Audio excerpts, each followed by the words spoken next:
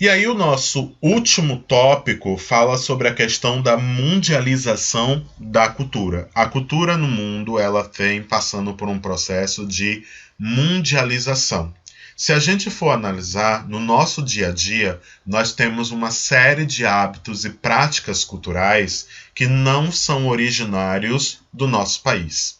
Por exemplo, você pode acordar atrasado para ir para a escola, não ter tempo de preparar um café, né? De preparar um cuscuz, por exemplo, para comer antes de sair. Então você compra, você pega um miojo, né? Um lamen, e cozinha rapidamente e come esse miojo, né? O lamen, que é como a gente chama essa preparação do macarrão instantâneo, ele é de origem chinesa e foi reculturalizada no Japão. Né, virou febre no Japão, e os japoneses criaram uma maneira de produzir um lamen instantâneo, que é o que a gente chama aqui no Brasil de miojo. Né? Na verdade, o nome está incorreto. Miojo é a marca, não é o nome do produto. O nome do produto é lamen, que também no Oriente é chamado de ramen. Né? E aí o que é que acontece? Os japoneses conseguiram transformar esse prato chinês em um prato instantâneo, que você pode produzir rapidamente.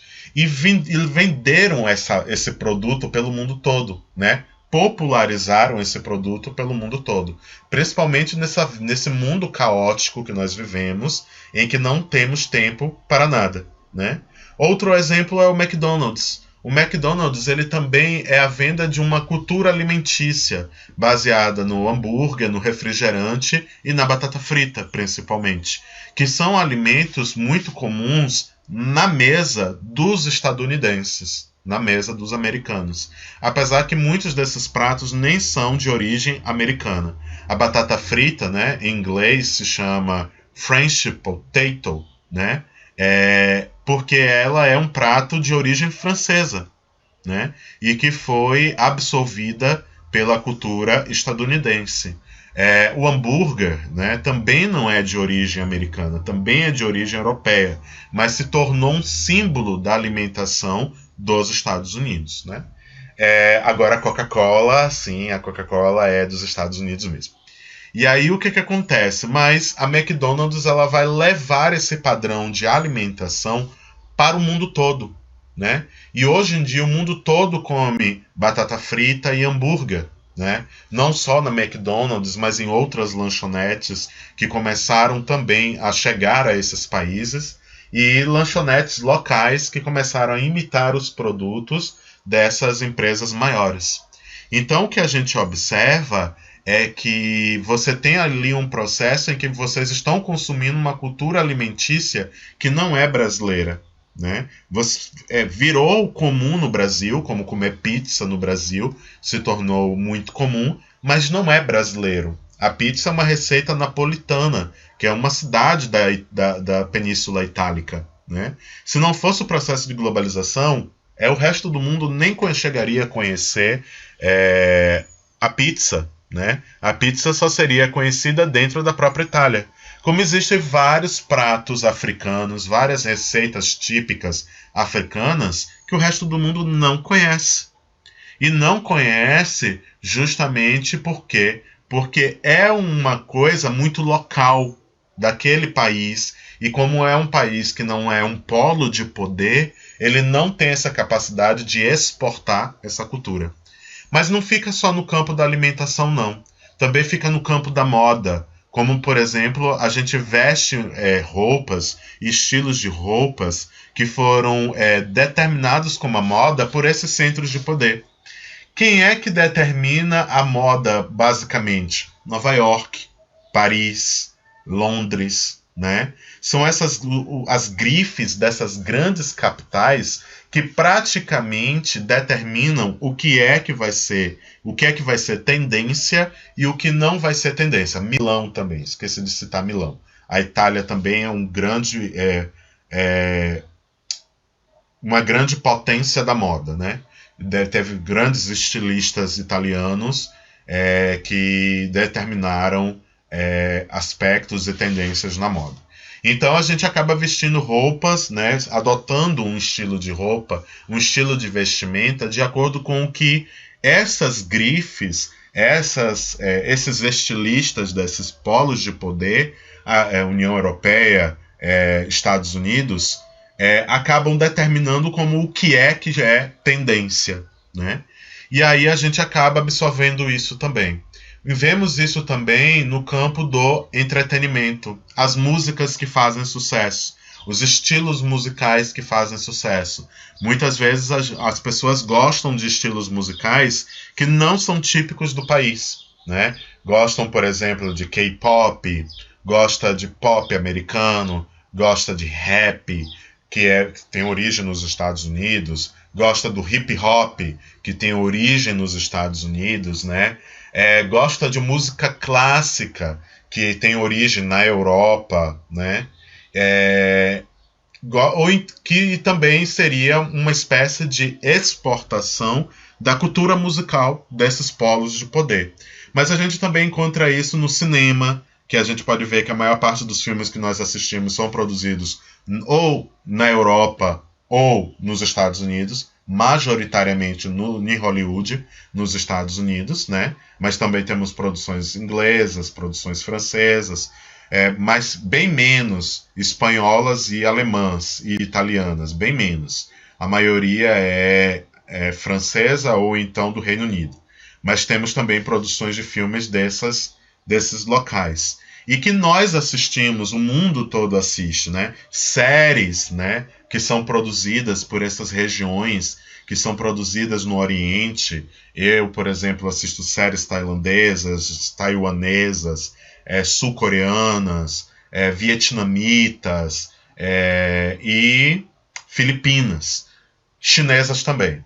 Então, isso chega até nós aqui no Brasil. Então, também é um processo de uma exportação de um produto cultural dessas regiões.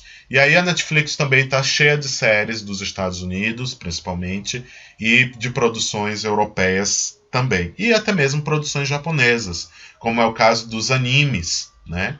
E agora tem ganhado bastante espaço os doramas coreanos. Então, o que a gente observa é que a cultura se tornou uma mercadoria que é exportada, né? Esses produtos culturais, eles são exportados para o mundo todo e são consumidos no mundo todo. Então, a cultura meio que se mundializou junto com o processo de globalização da economia. Então, nós também podemos falar de uma espécie de globalização da cultura, um espalhamento dessas influências culturais pelo mundo, né? Comer sushi, por exemplo, ir a um restaurante indiano, pedir uma comida chinesa, né? Que é coisas muito comuns, principalmente no Sudeste. O pessoal vai comer numa cantina italiana, vai comer num restaurante chinês, vai comer no japonês. Os paulistas falam muito assim, comer no japonês, ou seja, num restaurante japonês. Isso é muito comum em São Paulo, porque é uma metrópole muito grande, com uma variedade muito grande de pessoas de origens diferentes, então esses restaurantes existem em maior quantidade. Mas restaurantes japoneses, por exemplo, a gente encontra em todas as capitais do país. É muito difundida no Brasil. E pizzarias a gente encontra até mesmo nas cidades pequenas, porque é um produto, né? A culinária italiana também é muito difundida no Brasil. E aí Renato Ortiz, ele vai dizer que essa mundialização da cultura é um acontecimento histórico no qual as formações nacionais rompem com as realidades locais e com as tradições regionais. Ou seja, antigamente as culturas elas eram muito isoladas, os países se mantinham isolados, então quase não havia interferência cultural. O Japão, por exemplo, passou muito tempo isolado do restante do mundo. A principal influência que o Japão tinha era da cultura chinesa, tanto que os ideogramas japoneses são muito parecidos com os ideogramas do mandarim, né, que é a língua chinesa. E aí o que acontece? Foi a principal influência que eles tiveram. Depois eles se fecharam para o mundo. Então eles passaram vários séculos desenvolvendo uma cultura que não tinha grandes influências externas. Hoje a cultura japonesa se espalhou pelo mundo, né? E ao mesmo tempo tem sofrido a influência do Ocidente. Ela se ocidentariza muito grande, como por exemplo, os japoneses hoje consomem muita cerveja, que não é uma bebida típica de lá. A bebida típica é o sake, que é um fermentado feito de arroz. Mas os europeus levam, por exemplo, a cultura da cerveja para o Japão. A questão da forma como eles constroem as suas casas atualmente, né? Já não é mais num estilo oriental tradicional da cultura japonesa, né? Já é no estilo mesmo ocidental, de arranha-céus, edifícios, com muitos apartamentos num único edifício, né?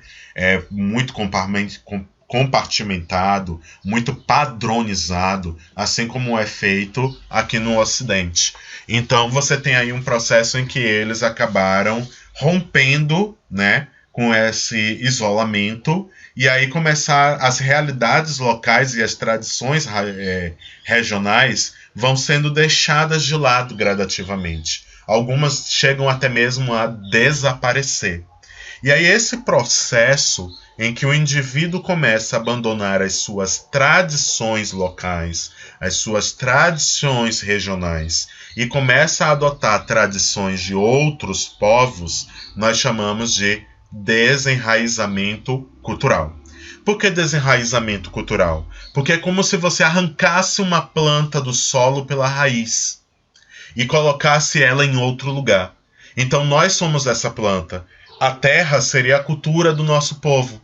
Então a gente está sendo retirado dessa cultura, estamos sendo retirados do contato com essa cultura próxima, local, regional, para sermos transportados para influências de culturas estrangeiras, de culturas de outros povos, de outros países, né? E é isso que ele chama de desenraizamento. É essa perda de algumas referências socioculturais. E aí você começa a adotar outras referências. Um exemplo disso, que eu falei em outras turmas, é a questão de uma planta que nós temos aqui na nossa região, que se chama língua de vaca, né? E a língua de vaca, ela é uma punk, né? Ou seja, é uma planta... rapidinho.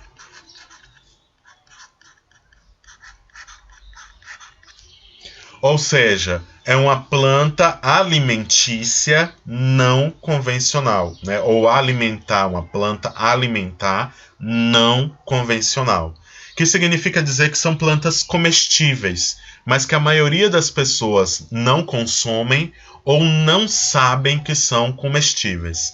E aqui na região a gente tem a língua de vaca, que é uma plantinha rasteira, dá umas florzinhas pequenas, rosas, e que ela é comestível, né? Inclusive dá para fazer cozidos, né? Cozido de carne bovina, suína, de carne de frango com língua de vaca, é bastante saboroso. E aí o que acontece? Só que antigamente ele fazia muito parte da alimentação, principalmente das populações mais pobres da zona catingueira nordestina, né, principalmente baiana. Fazia parte da alimentação dessas pessoas da caatinga. Elas procuravam nos pastos, nas roças, onde nascia essa planta, arrancava e cozinhava com pedaços de carne que tivesse em casa, né? Na falta, por exemplo, da farinha de mandioca, na falta, por exemplo, de um feijão, de um milho, que são os alimentos que essas famílias produzem em maior quantidade, eles utilizavam a língua de vaca para complementar o almoço, para complementar a alimentação. Só que com o agronegócio, né, a dinâmica alimentar, né, o padrão alimentar brasileiro mudou bastante. A maior parte do que nós consumimos são derivados de soja, de milho e de trigo, que são 3 commodities importantes do agronegócio, que o agronegócio produz em larga escala e comercializa em larga escala. E aí isso mudou bastante o padrão de alimentação da população brasileira, que basicamente come alimentos baseados em trigo, milho, soja, arroz, feijão. E aí o que acontece? Essas plantas elas foram sendo abandonadas, as punks, elas começaram a ser gradativamente abandonadas, né? E aí a gente chama isso de desenraizamento cultural, porque você abandona uma referência, né? No caso uma referência culinária, porque você começa a adotar outras referências. E aí, no caso, uma referência que foi imposta pelo capitalismo, imposta pela cadeia de produção do agronegócio, que não tem interesse que as pessoas consumam essas punks, porque aí elas deixarão de consumir os produtos baseados nos commodities, né, que geram lucros para esses grandes empresários. Então você tem aí um processo no qual você tem um desenraizamento provocado por interesses econômicos, né, que afetam a cultura alimentar. E aí a cultura ganha áreas de fenômeno mundializado e desestabiliza a tradição, né? A tradição perde o seu papel de legitimador das práticas e das concepções de mundo tradicionais. Ou seja, a cultura se torna ainda mais flexível. Então nós podemos ver que hoje em dia as tradições elas estão sendo abandonadas. As pessoas estão começando a adotar referências, pautas e questões e discussões vindas de outros países, né? Vindas de outros lugares. E aí, por exemplo, nos países muçulmanos, né, nos países árabes, você tem todo um estilo de vestimenta, né? Toda uma maneira de se vestir que é condizente, por exemplo, com o fato desses países estarem em áreas quentes, semiáridas, desérticas, mas as pessoas vão abandonando aquele estilo de roupa, que as túnicas, né? Para vestir roupas ocidentais, como a calça jeans, camisa polo, por exemplo, que não é nem condizente com o clima deles.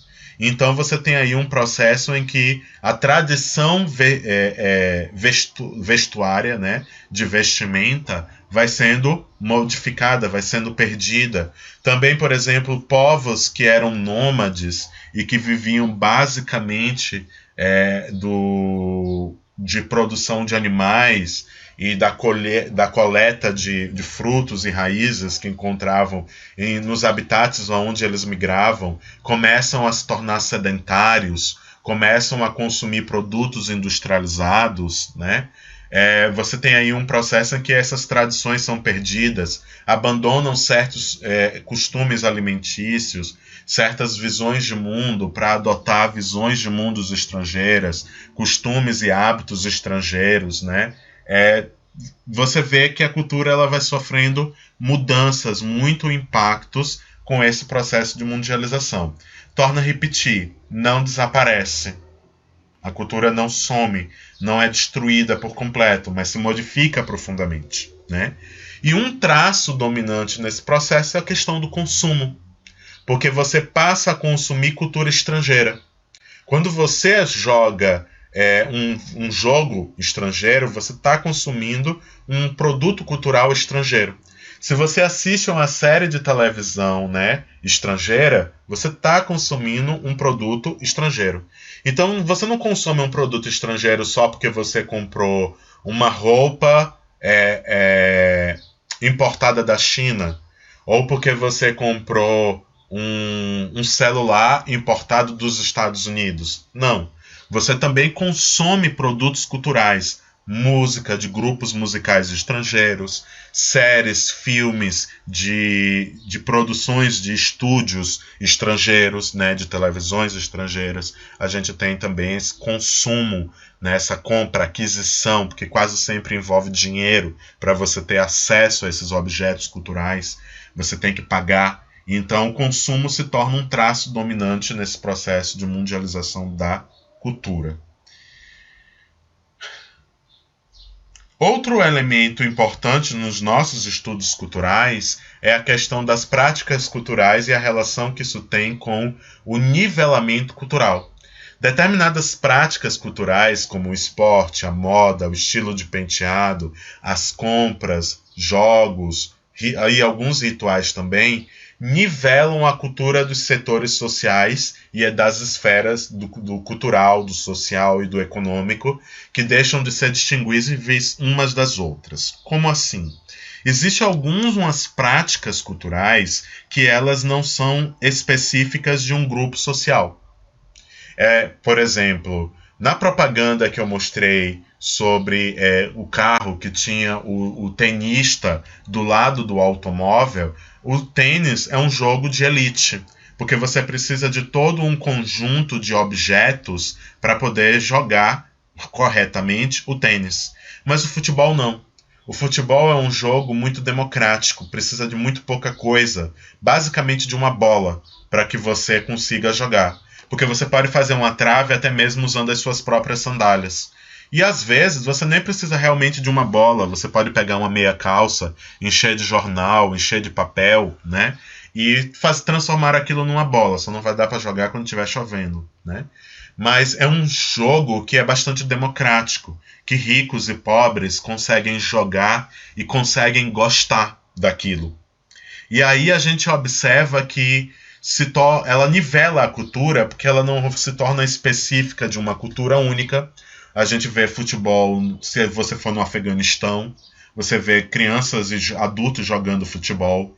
Se você for na Austrália, você vê adultos e crianças jogando futebol. No Japão, nos Estados Unidos, né? Na Europa, que foi onde surgiu o futebol. Ele surgiu na Inglaterra, é um jogo inglês, né? E que ganhou muita popularidade no Brasil, né?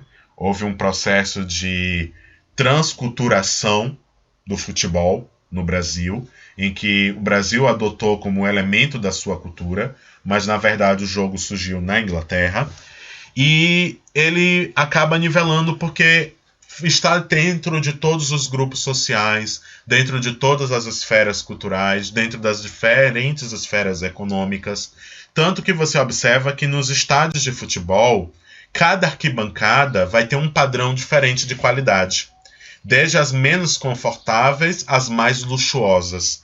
E aquilo ali é visando justamente públicos que têm poderes aquisitivos diferentes. Então, se você é pobre, não vai poder pagar um ingresso, por exemplo, de um camarote de luxo, como esse que vocês estão vendo, né? Que foi do projeto do Novo Mineirão, né? Durante a Copa de 2014, e que foi pensado para uma elite, para as classes mais ricas, né? Poderem assistir os jogos de forma bastante confortável, até mesmo enquanto jantam, né, reunido com os amigos ou reunidos com a família. Praticamente como se estivesse assistindo em casa. E você tem aquelas arquibancadas com aqueles bancos bem duros, bem desconfortáveis, né, que são os ingressos mais acessíveis e que são para aquele público mais pobre que não tem condição de pagar ingressos mais caros para assistir um jogo, né? E dependendo do time que está jogando, da popularidade do time que está jogando, o preço do ingresso também muda, né? Se torna mais caro, se torna mais barato, a depender de se é um clássico ou se não é um clássico do futebol, se é um time estrangeiro que está jogando ou se são times nacionais, se são seleções ou não, né? É um jogo mais local. Então você vê também essa questão da desigualdade social dentro do futebol, que é uma indústria multimilionária, entende? Ao mesmo tempo que é um esporte das massas, é um esporte do povo, também é um esporte dos ricos, que gera muito dinheiro, que envolve muito dinheiro, né? Por ser uma indústria multimilionária. Outro conceito imprescindível nos nossos estudos culturais é o conceito de transculturação. O futebol passou no Brasil por um processo de transculturação. É um elemento da cultura inglesa que foi abraçada pelos brasileiros e hoje, quando se fala de futebol, se pensa muito no Brasil, né? se lembra muito do Brasil, que formou um grande número de grandes jogadores, de craques, né, como se fala no futebol, no jargão do futebol, e que estão espalhados em clubes pelo mundo todo, né, representando o país no exterior. E aí a transculturação é o processo pela qual diferentes culturas transitam entre as nações, ou seja, quando elementos de uma cultura de um país chega a outros países, né, e se mistura à cultura de outros países, como foi o caso do futebol, que chegou ao Brasil e se misturou à cultura brasileira. Antes dele ser inventado na Inglaterra, não se jogava futebol no Brasil, né? Não se jogava futebol no Brasil. Não sei nem dizer a vocês que esportes eram jogados no Brasil colônia, né? Mas o futebol tenho certeza que não era, porque não havia sido criado. Talvez outros jogos, até mesmo envolvendo bola, mas outros jogos. E aí o que acontece? Muitos elementos eles acabam transitando pela cultura de vários povos, como os exemplos que eu dei no início do tópico, né? Que eu falei sobre o lamen, falei sobre a questão dos fast foods, como o McDonald's, né? Falei sobre a questão da música, né? E outras coisas, outros produtos culturais estrangeiros que se espalharam pelo mundo. A transculturação é justamente quando esses elementos vão se espalhando, né, pelas nações e vão sendo absorvidas pelas culturas locais. E aí isso tem criado novas configurações com elementos de várias culturas, mas mantendo ao mesmo tempo aspectos locais, regionais e nacionais. O que acaba criando, por exemplo, expressões sociais sincréticas ou mistas, né, que interpreta a realidade social a que se referem. Como, por exemplo, uma pessoa branca usando um turbante, que é da cultura negra, e um colar de motivos indígenas. Ali você tem uma expressão social sincrética, porque é uma pessoa com descendência dos colonizadores europeus, só que ela, ao mesmo tempo, utiliza objetos que fazem referências a culturas diferentes. A cultura africana, da questão de estar usando o turbante, e da cultura indígena por estar usando acessórios, colares, pulseiras com desenhos e padrões de determinadas tribos indígenas. Então você tem ali uma indigenização, uma africanização das expressões sociais daquela pessoa, das expressões culturais daquela pessoa, formando algo misto ou sincrético, né? Outro exemplo de transculturação presente no Brasil é o consumo do quibe. O quibe é um prato, né, do Oriente Médio, típico, por exemplo, do Líbano, que fica ali no Oriente Médio, e que foi trazido pelos libaneses no Brasil.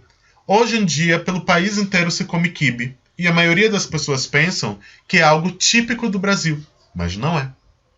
Entende? Não é típico do Brasil. Ele veio do exterior e é consumido aqui no Brasil. Assim como a esfirra.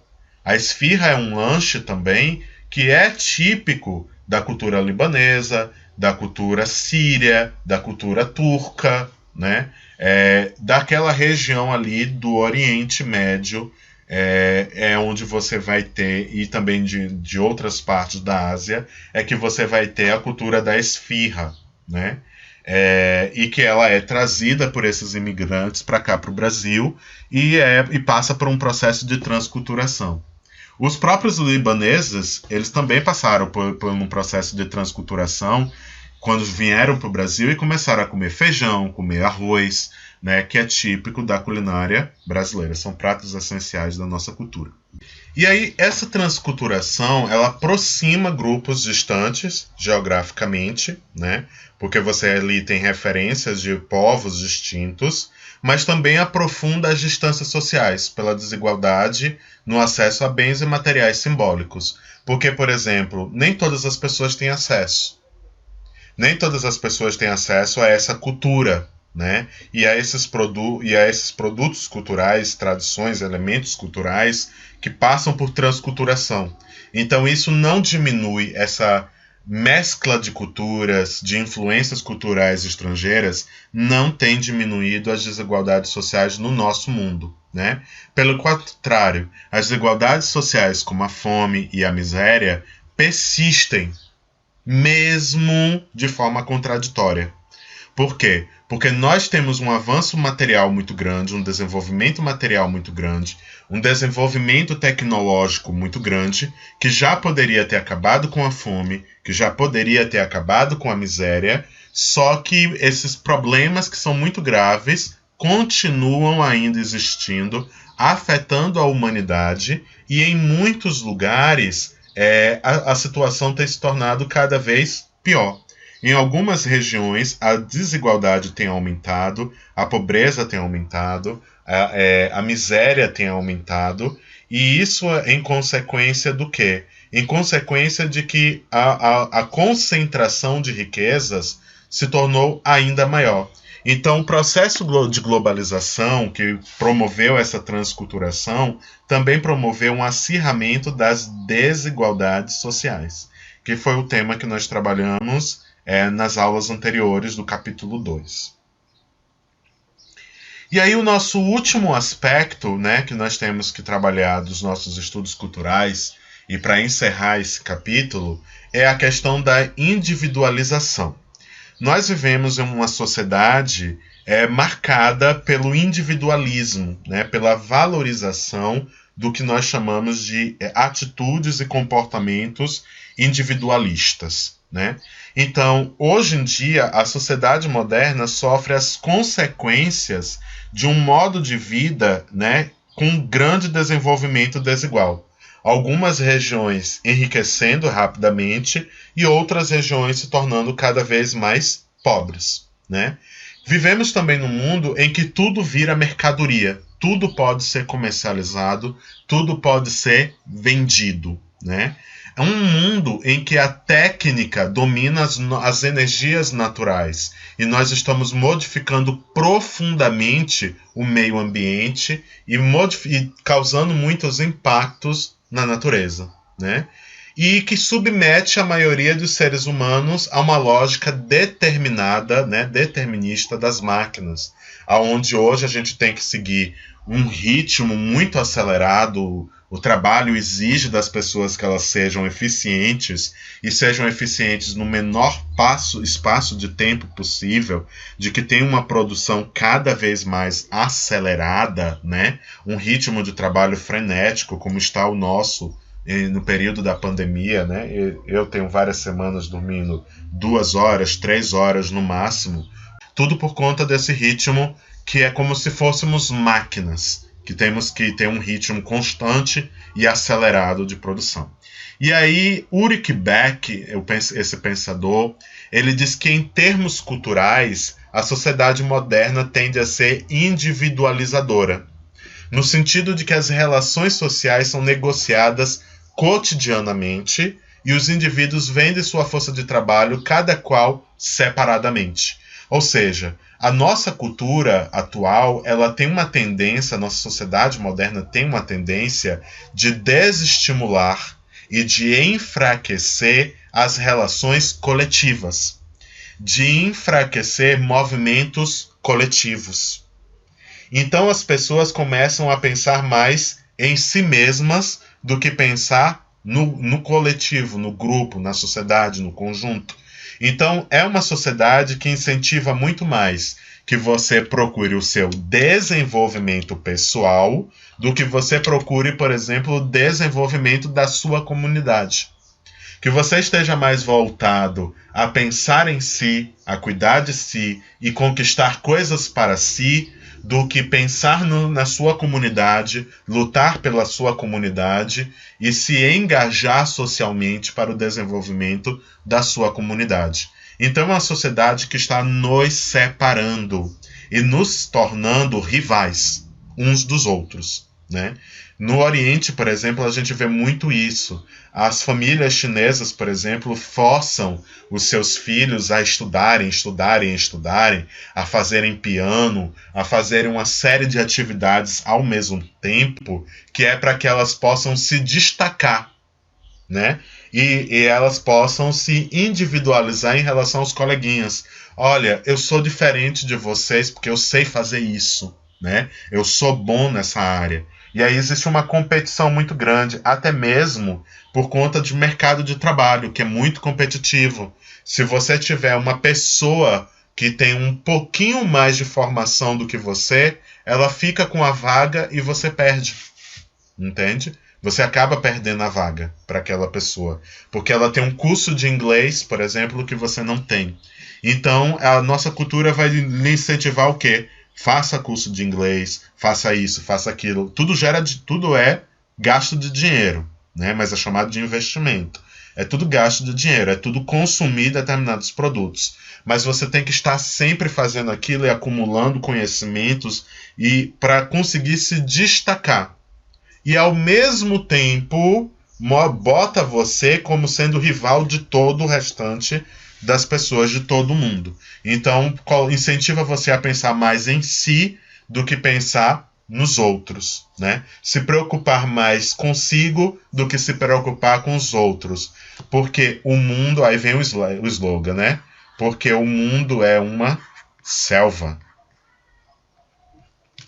né? O mundo é uma selva, aonde vale a lei do mais forte, ou melhor, a lei do mais preparado. Então pense mais em si. Esse é o discurso que é vendido, que é o discurso individualista. Então, a nossa sociedade ela valoriza excessivamente a razão e a autonomia individual, né? Que são as fontes do comportamento individualista. Ou seja, usar a razão para pensar somente em si, pensar somente no benefício próprio, pensar somente... e o que... Aí vem aquela frase, né? O que é que eu ganho com isso? Então você não está pensando em ajudar, não está pensando em algo que... pode ser que eu não ganhe nada diretamente, mas isso vai beneficiar várias pessoas. Não. O que é que eu ganho? Qual é o meu ganho pessoal? Então estou pensando em mim. Antes de me comprometer com qualquer coisa, estou pensando em mim. Há algum benefício para mim? Então essa é uma razão individual. E a questão da autonomia foi o que eu estava falando de você estar sempre preparado para ser capaz de fazer tudo. Então o indivíduo como sendo a potência dele mesmo.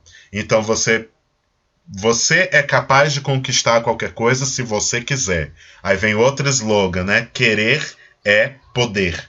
Desde que você queira, né? Você pode realizar. Você é capaz de tudo. Então todo esse discurso coloca tudo no indivíduo e tira do campo do social. É tanto que, como eu estava discutindo no capítulo sobre desigualdades, a nossa sociedade culpa as falhas dos indivíduos como sendo falhas exclusivamente do indivíduo. Você não foi capaz, você não se preparou o suficiente, você não se dedicou o suficiente, a falha é sua, né? Não leva em consideração fatores sociais como falta de acesso à cultura, falta de acesso aos direitos, aos bens, que iriam dar o suporte necessário para que a pessoa obtivesse sucesso. É o discurso meritocrático. Coloca no mérito do indivíduo, né? O indivíduo conquistou por mérito próprio. Isso é o que a gente chama de individualismo, de comportamento individualista, né? E isso acaba fechando as iniciativas da coletividade. Então os indivíduos não se unem para agir em conjunto, agir em classe, agir como classe social, porque ao tempo todo elas são ensinadas a pensar somente em si. No máximo, a pensar na pessoa mais próxima dela. E nem sempre, né? Porque você vê que muitos dos discursos colocam, né, que você não pode depender de ninguém. Você tem que ser independente. E aí pode-se dizer que há também uma mercantilização da vida. Ou seja, a comercialização de quase tudo, até mesmo dessas relações sociais.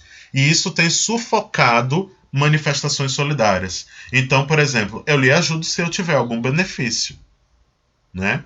O que é que eu ganho com isto? Então, eu estou barganhando. Eu estou vendendo a minha ajuda em troca de outra coisa. Ah, se você me ajudar, eu lhe dou 30%. Pronto, eu estou vendendo a minha ajuda. Eu estou mercantilizando a minha ajuda, né? Então, é uma visão individualista que leva à mercantilização das próprias relações sociais. E isso sufoca o trabalho voluntário. Isso sufoca a solidariedade, que é você fazer as coisas em prol do bem do coletivo, em prol do bem das outras pessoas, não pensando somente em si. Então, essa é a nossa cultura atual. A cultura capitalista é uma cultura individualista e de individualização.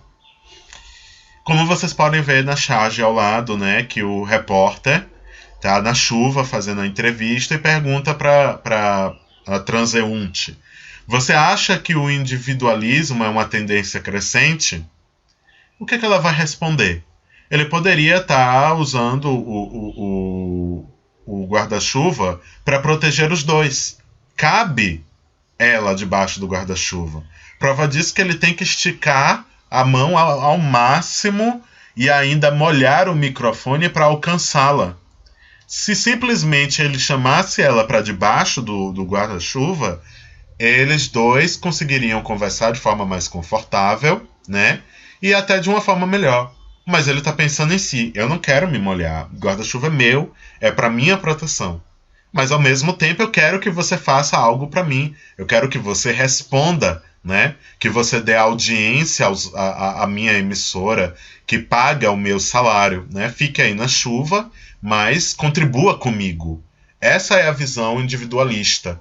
Querer a contribuição dos outros, mas também não querer, mas sem necessariamente contribuir em troca, dar algo em troca daquilo, né? Ou seja, uma contribuição mútua. O individualismo também tem essa faceta de você querer do próximo, que o próximo faça algo para você, para o seu bem, sem o compromisso de que seja mútuo, né?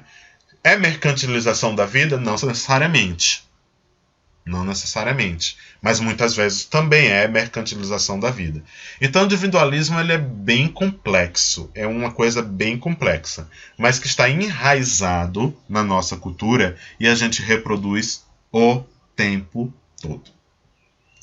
Bem, essas são somente algumas das referências. Eu não consegui organizar ainda todas as referências, né, mas são algumas.